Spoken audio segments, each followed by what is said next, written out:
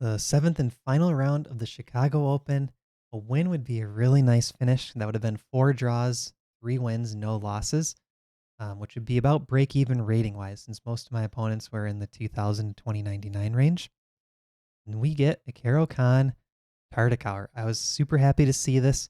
I have great results in the Tartakower Accepted. That's when they do take this knight on f6. Pawn takes back. This comes out of the ChessGoals Caro-Kann course. I love these lines. Here he plays bishop c4. A bit of a rare move. I don't see this much, and usually the idea is queen e2 check next. I move the bishop out, expecting queen e2. Instead he goes knight to e2, another rare move. So I castle like normal. He castles. Now normally here I would go rook e8, knight d7, knight f8. And you can do that almost against anything that white throws at you in the Tartakower, unless they attack h7 really quickly. Then you have to push the h-pawn up. For some reason, the psychology again got to me. If you've watched the other recaps, my psyche was off for this tournament, second guessing everything, especially in the openings. I played queen c7. So what I should have done is play rook e8, bishop e6. If I need to trade, then I trade. No problem. There's also f takes e6. Everything looks pretty good here. Instead, queen c7, second guessing my opening knowledge. Knight g3, rook e8. So now I am trying to get this knight rerouted. He offers a rook trade, which I take. And here he plays queen e8. Looks threatening. There's this double attack on the f-pawn, but my queen does guard. And here I had kind of a cute move ready. Rook to b8. The idea is this bishop's going to move out, trapping his queen. So he's got to retreat.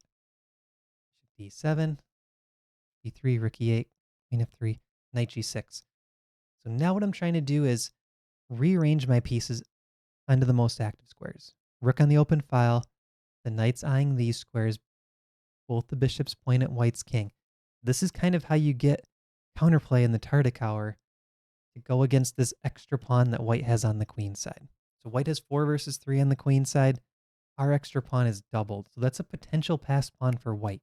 You got to kind of play with a little bit of urgency as black to make sure that you always have a dynamic balance to fight against that extra pawn that white has on the d file. Here knight h5 was played. This really threw me off. I spent 15 minutes on this move looking at, can I play bishop takes h2 check? And the threat that white has here is bishop to h6. And the idea is both bishop and knight attack the pawn on g7. And if after bishop h6 I take, there's knight takes f6 check, hitting the king and the rook. So it gets kind of funky. And I also have to watch for queen takes f7 ideas because my bishop is blocking my queen's defense of this pawn. So it gets a little bit weird. 15 minutes, though, is a ton of time to think. And this was a blunder by my opponent. I think the reason I was so afraid is because I'm not used to this setup by white, right? Having the bishop here, the knight and queen out like this, it felt like white had, more kingside attacking chances when normally in the Tartakower, black attacks kingside. White doesn't have any attack on the kingside unless they castle on the queen side. So this combination of kingside castle by white and all this pressure against my king I was not used to. So if I go bishop takes h2 here, bishop back to d6, bishop h6, I can play bishop f8. It holds everything. And I don't know what I was afraid of. It's very simple to see. I think I even looked at that line during the game. I'm pretty sure I did, and it holds. So I didn't go for it. So I kind of chickened out. I go bishop e6. He takes. And in hindsight here, I should have just taken with the f-pawn. Fix the pawn structure. I don't really have any kingside play in this position. That would have made it a lot easier. Probably, heading towards an equal endgame. Instead, I take with the rook. Slight advantage white because I don't have good comp for that pawn. g3. Now, whenever I see g3, I do get a little bit excited because that can create some weaknesses in the white camp. When white has those weaknesses around their king, that means this king, which was already safer because it's got 4 pawns around it,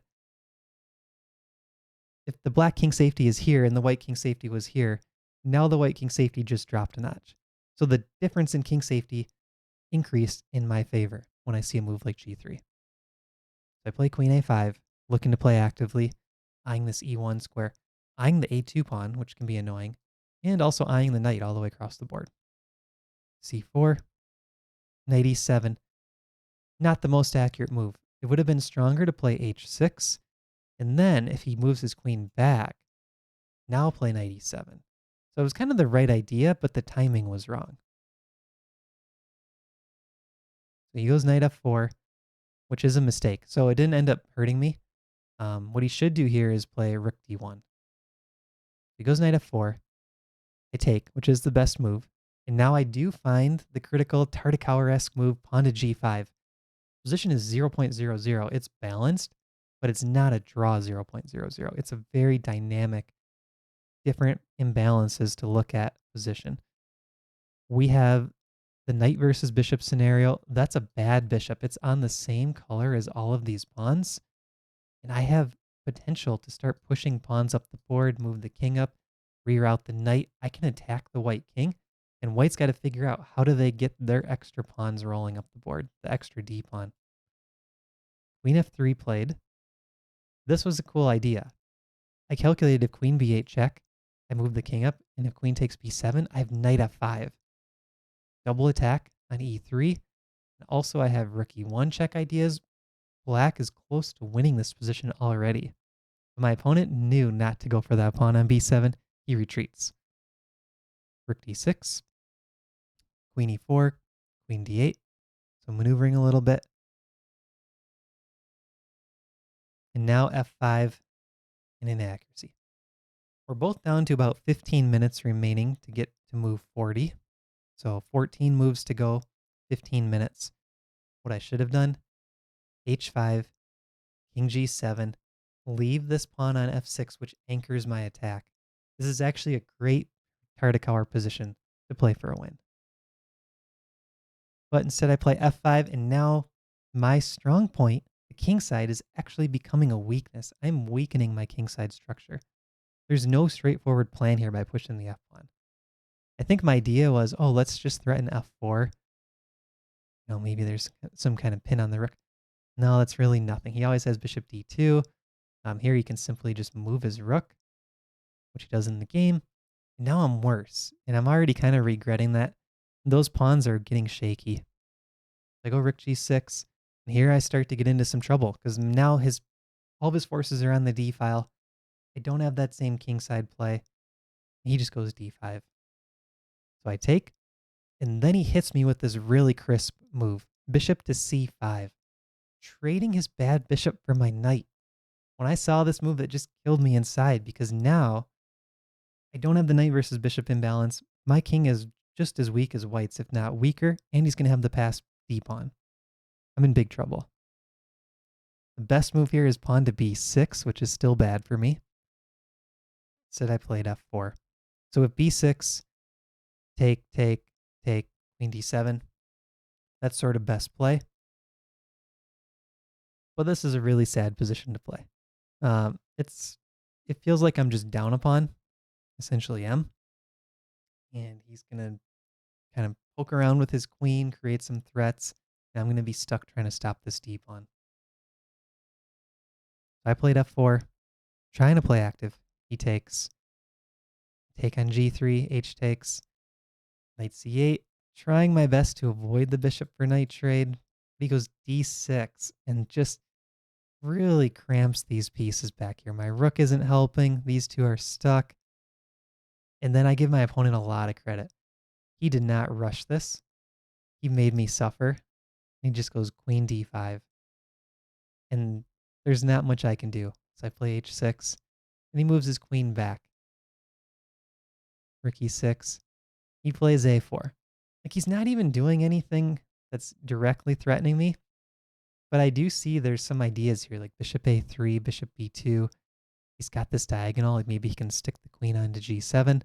Gotta watch for that. So did I just push ahead? Queen d5. So now his queen's hitting this. Rook g6. Queen e5. And here I think his plan is maybe either put the rook here and infiltrate, or even stronger might be bishop here, infiltrate with the queen on h8. I go h4, bishop d4, try to block it, throws in a check, rook c1, and you can just see it's all going downhill. Rook c7 pins my queen to the king, and I really don't have anything going on with this attack. It's not even really an attack. So at this point, I do take the pawn, knowing that he's going to play bishop c5, but it's really the only move because rook c7 is so strong. Now I play h3. I just felt it was my last chance to be tricky, but it's really nothing. He takes, sack the pawn, check, queen h3, and he goes on to win this game. Just a couple moves. I resign at this point, checkmate in 5 with best play. So really tough game. I think my opponent played pretty well outside of missing that h2 tactic. If I would have just grabbed the pawn.